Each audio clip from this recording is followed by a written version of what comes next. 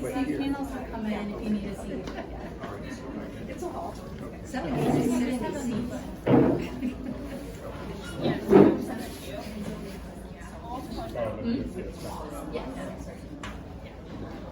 Okay. Hi, everyone. Can everyone see, sort of? I know it's kind of tight timing. We did want to have chairs, but due to kind of fire hazards, we can't have that, but we do want you to just have a moment to kind of experience the work in person with kind of Alex Nemerov. So welcome today to Present Tense, Sarah Blaustein's Artist Talk with Alex Nemerov and Elizabeth Sullivan.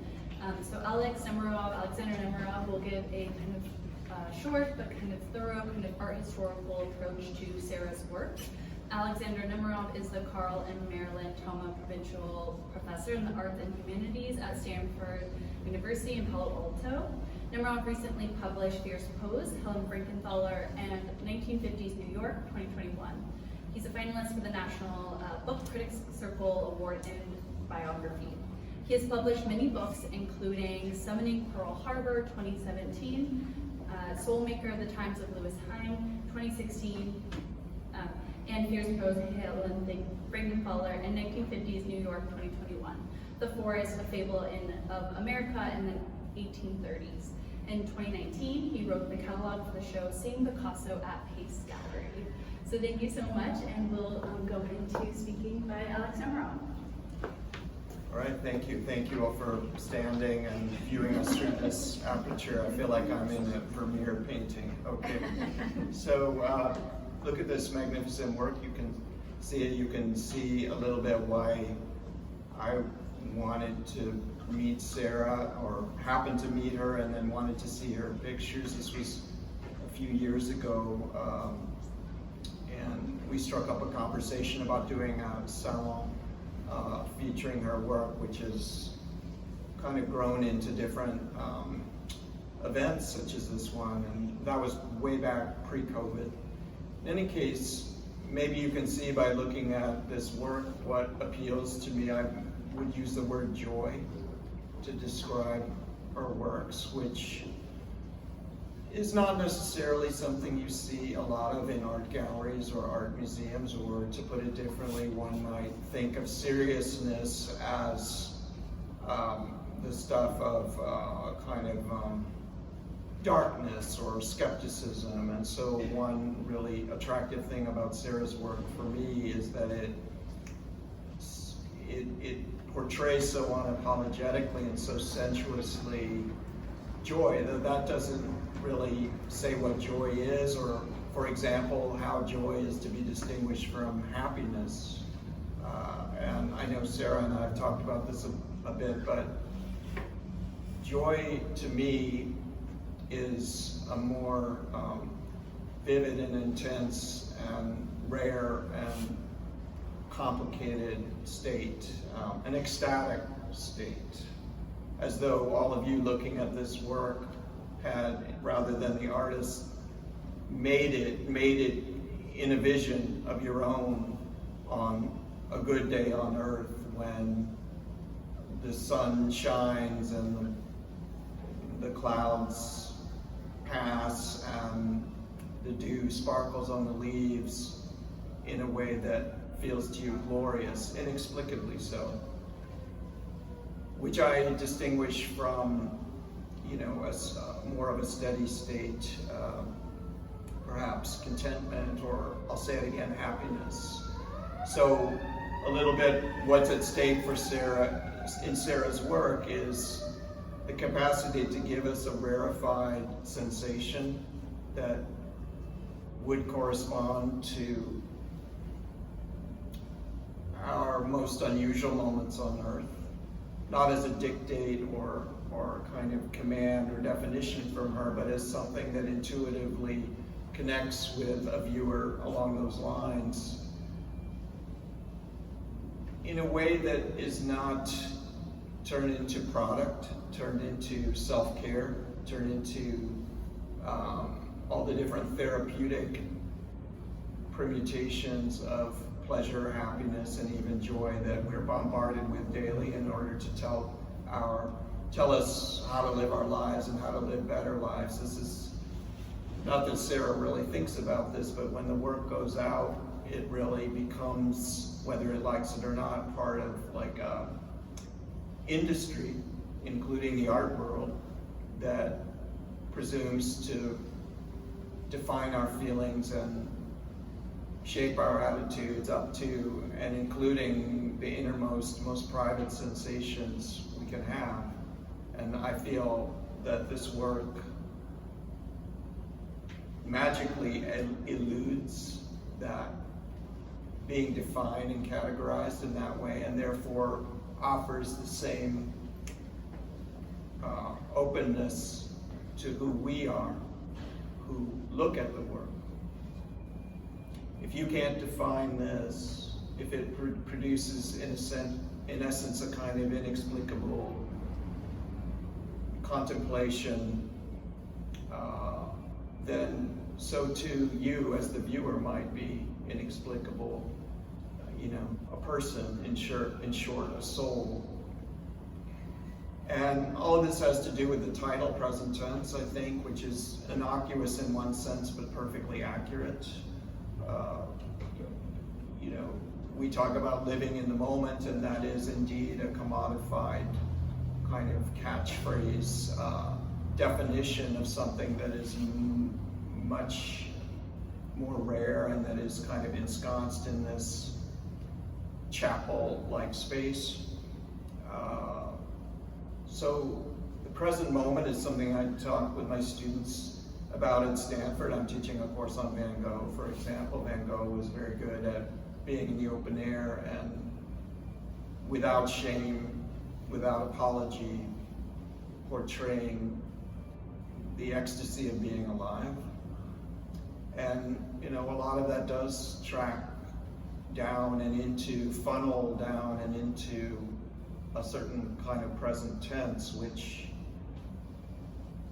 again is perhaps easily mistaken for the proverb living in the moment, but is perhaps much more subtle. To say that these works are only of the moment, that they kind of expand and spend themselves in the instant that you view them, and that they therefore have nothing more to give, is, I'm sure you can tell just in the few minutes I've been speaking, obviously not true. You can return to them again and again, and each moment is fresh and new. But I also want to say something with respect to the artist in this case. I know that Sarah and I have talked about this, and the first time we did an event like this, which was at Pace in Palo Alto, thanks to Liz, we called the show Sum of Sensations. Sum of Sensations. And what I think we meant by that is that everything that Sarah has ever been and all that she's experienced, including not joy, is fully present in this work. And so there's a little bit of a paradox of time here for us all to contemplate, and it hardly matters,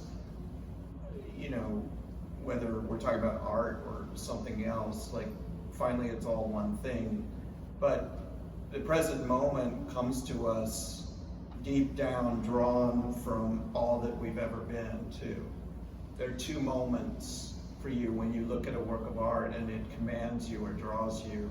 There's that instant which has never existed for you before on earth, but there's also who you always have been, and maybe who you didn't realize you were until the work of art, like a kind of galvanizing phenomenon, called you to it.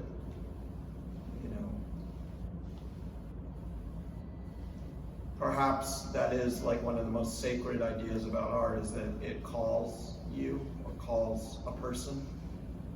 Maybe even more mystically, it chooses a person. Sarah's far too modest to say that her work issues commands and calls of that kind. It makes no claims on you. It doesn't grab you by the lapel or urge you what to think, but it's friendly with the idea of being called. I don't think Sarah could be an artist if she didn't feel that there is a fundamentally generous purpose in making any painting, otherwise why bother? And it's to come out of her garage where she paints these on the horizontal, and to be in a space like this and to attract an encounter of some unpredictable kind. An artist without faith in that simple contact is hardly an artist. And I talk about this with my students a lot.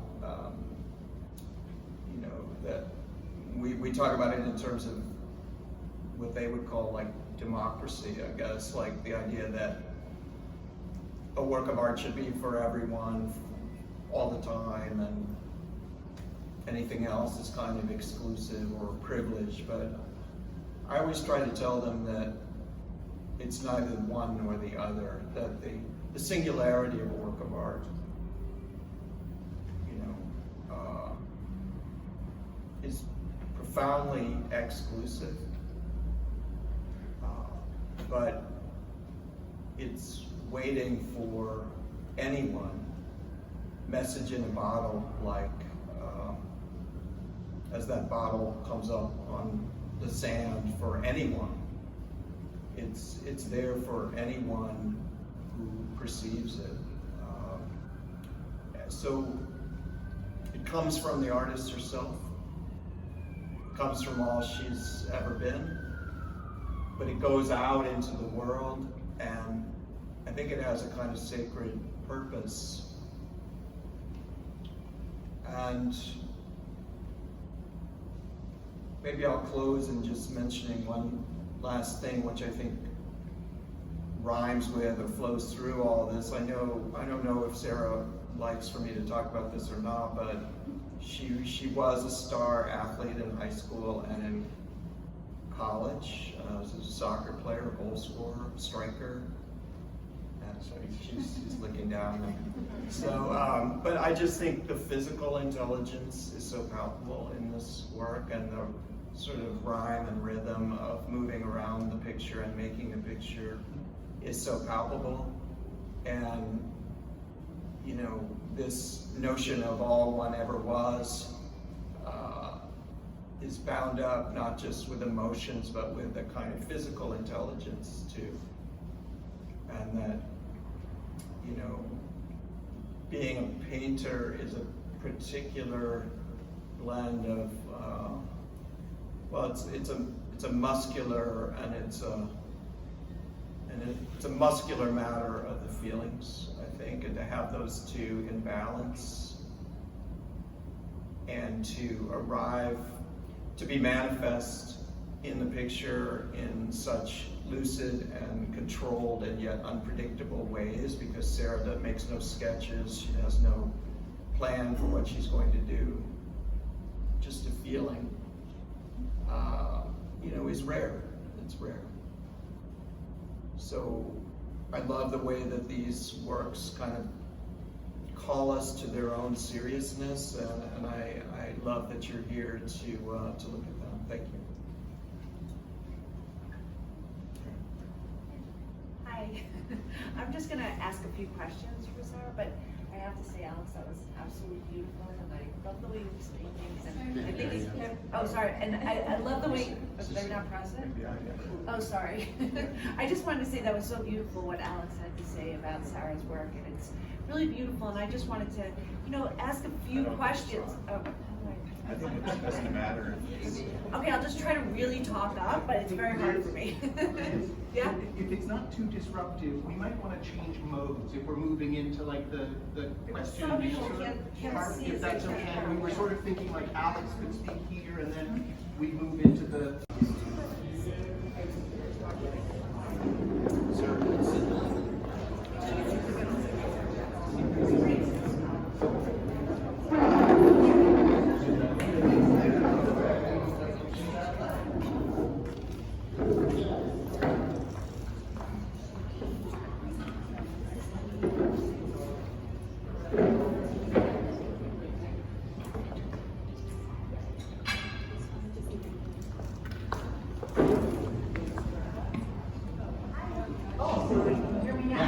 just want to say, that was such a beautiful speech by Alex. It really gave us a feeling of joy and euphoria. Actually, I think we all feel in front of Sarah's pictures, but only she can tell us really how she feels about them too. And I thought like a good way to start was just to ask, like, how did you get into art, or did it come to you? And I think Alex alluded to it in his speech, but I just thought it would be.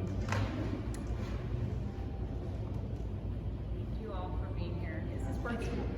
No.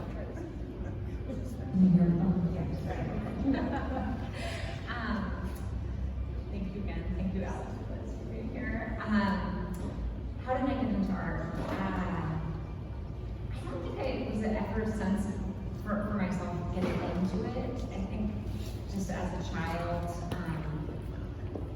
it was really just the way I moved through the world in a way. I never really thought of it as a choice, but more just the way that I was, and I was always making things as a child. We had, where I grew up, my house was adjacent to this old walnut orchard, and I would go out, and I just remember like building things in the mud, like bones, and sticks, and feathers.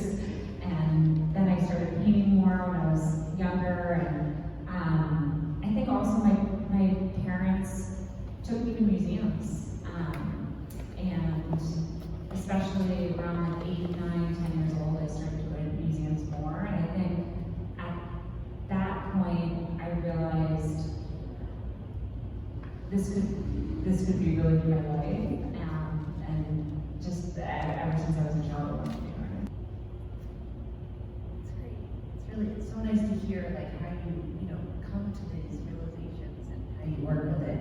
And then on a last note, like I think it's interesting to hear also, I always think of when I go to museums, I like to go for a look first, and then I always like to come back.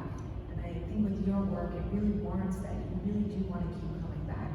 And hearing your technique and how you work with all these different, mediums, and like the water, and it must be more difficult, like with the large canvases and then the small, like works on paper. But it's beautiful because they both speak in different ways, but in a beautiful way. So I think we'll all be warranted to like keep coming back to see Sarah's work. But I just thought like a good closing question would be like, do you have anything that you want people to see, or is there some intention that you want viewers to think about when they're looking at your work? I know we all have our own thoughts, but I think it's beautiful to also hear from the artist.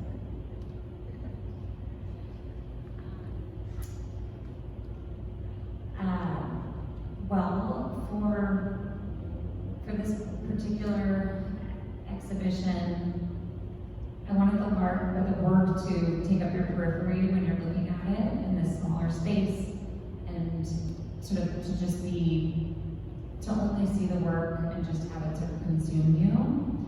And my intention as an artist is really not, I don't want to dictate what the viewer's seeing. I'm trying to create work that's authentic to me and my feelings, and those are important, and I know what those are when I'm working. And so it feels more honest to me, but I think in a way, when I can make honest work, the work is more human and more alive. And so what I'm trying to do is that I'm not trying to do anything. I'd like the work to interact with the viewer in a way where it makes the viewer feel more human and more alive and more aware of their own humanity. And it's that interaction with the painting that I would like my work to have. And to me, it doesn't matter what the viewer feels, as much as that they feel something. And that's that sort of, maybe Alex touched on that, but this sort of magical space when you look at work that's powerful, that it makes you feel something, and it leaves you with something as almost like a gift. So to me, it's almost, I'd like it to be more of a tool than an object.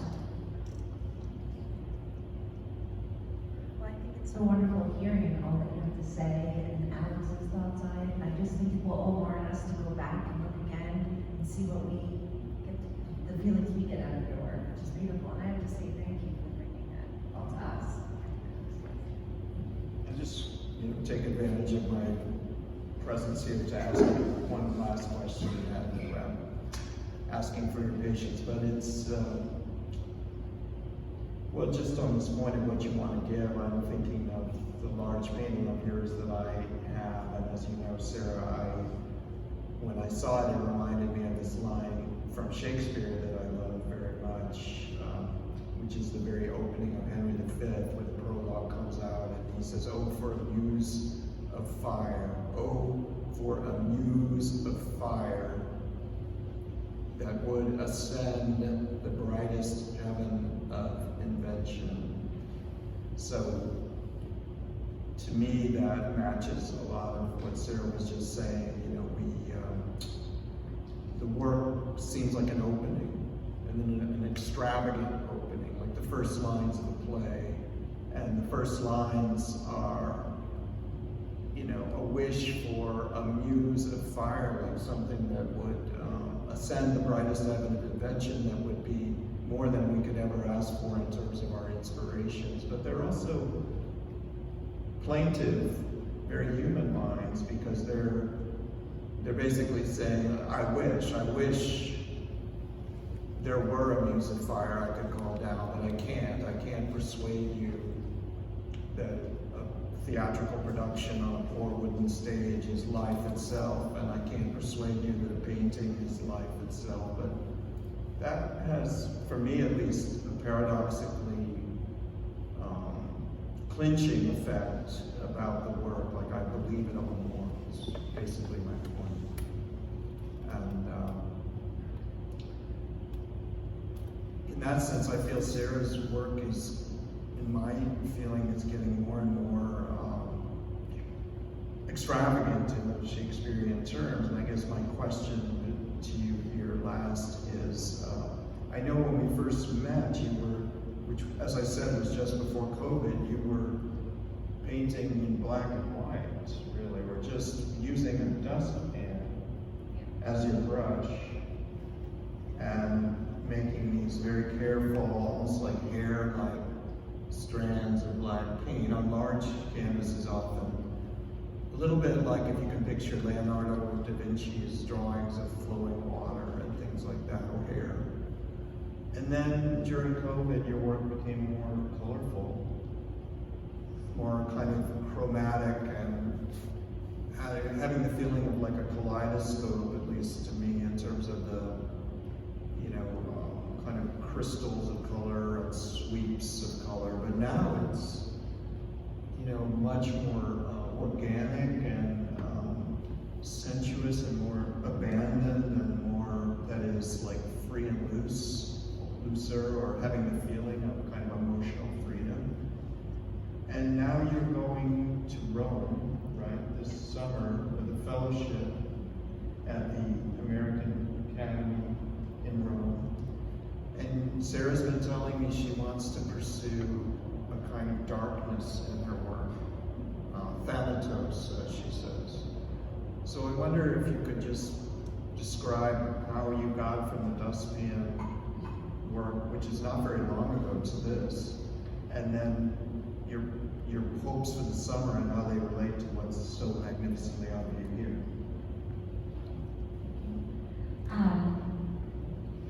So I was working in black and white for mainly with black ink in a monochromatic way for a long time, and it feels like a departure in a lot of ways what I'm doing now. But in terms of the way I use the brush and the way that I apply the permanent ink, it feels very much related. I think what really changed is COVID, because I always like to work, before COVID, I always like to work with all these restrictions. I can only use one brush. Why was it a dustpan brush? I don't know, but I still like the dustpan brush. I still use it. But I like to use one brush.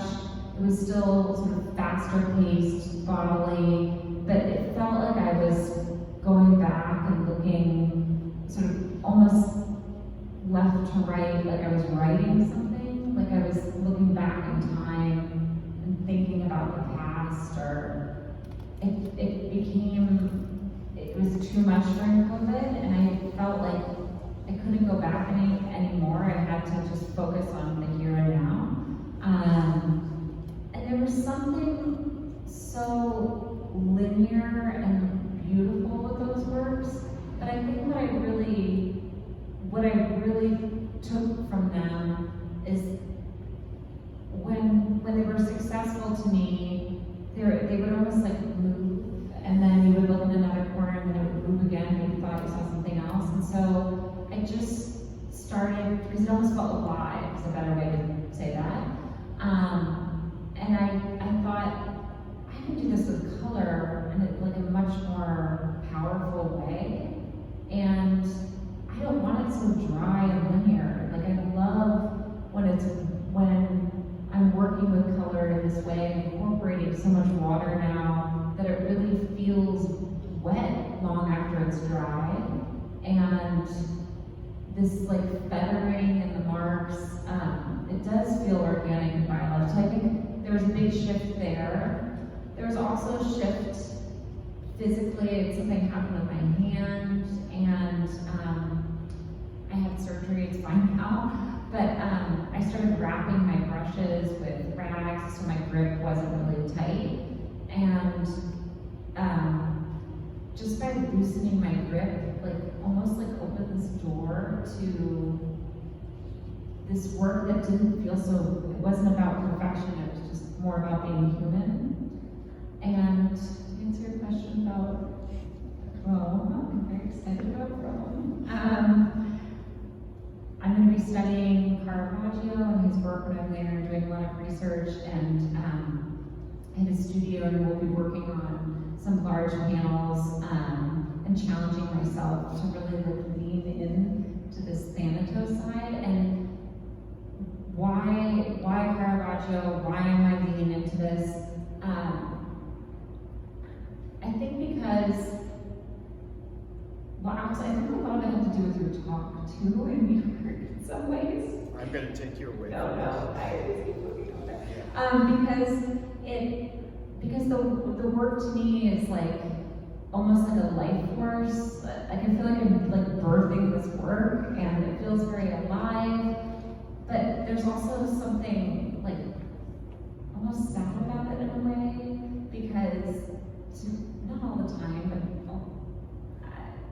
a lot of times it feels like it is. I'm happy with what I painted, but then it also reminds me I'm human and I'm only here for so long.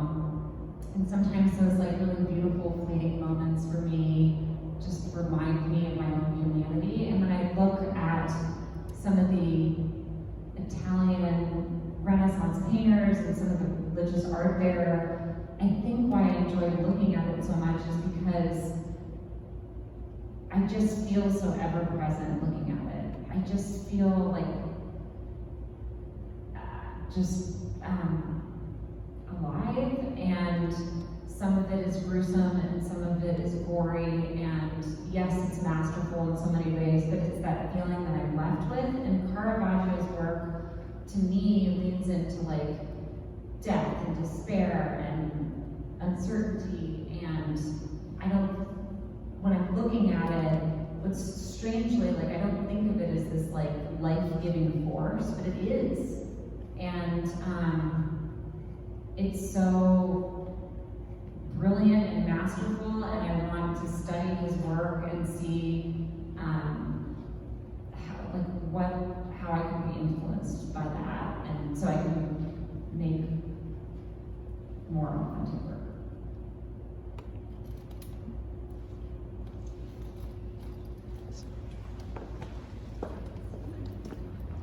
Thank you, everyone. Let's give an applause to Sarah.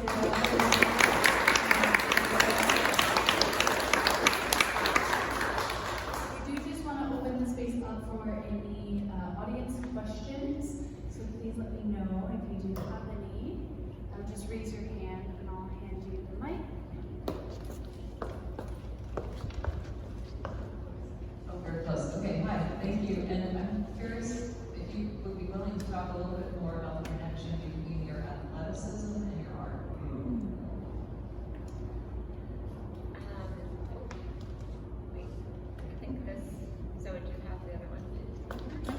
This is Oh, okay, that's working. Yeah, so I think there's a very strong connection. Growing up, I worked on these timelines where I'd work like a year out and I would train, and it wasn't about like the end of the year tournament or whatever team I was trying to make. It was really about like doing the work, if that makes sense. And I started playing soccer at a really young age, and I think that's the part I really enjoyed, like almost the training side of it. And you know, it's like a very personal goal, and you're trying to better yourself, and you know, training for so many hours and just like the physicality of it.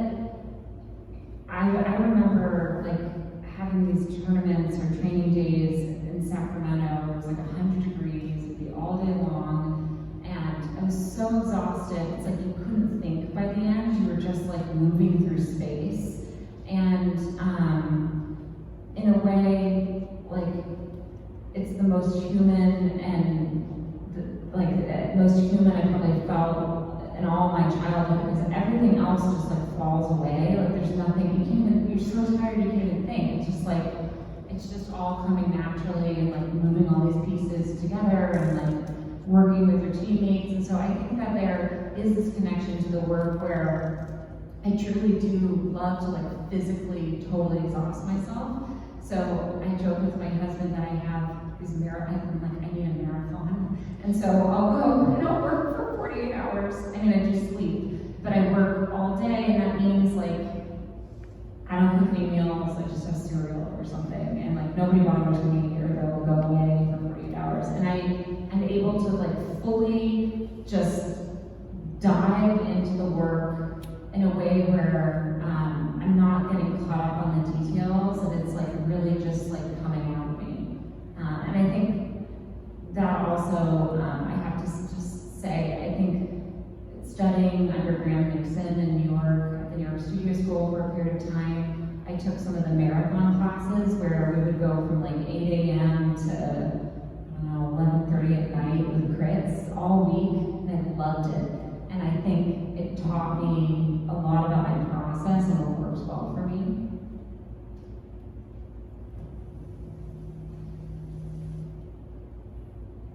More questions? Questions? Thank you.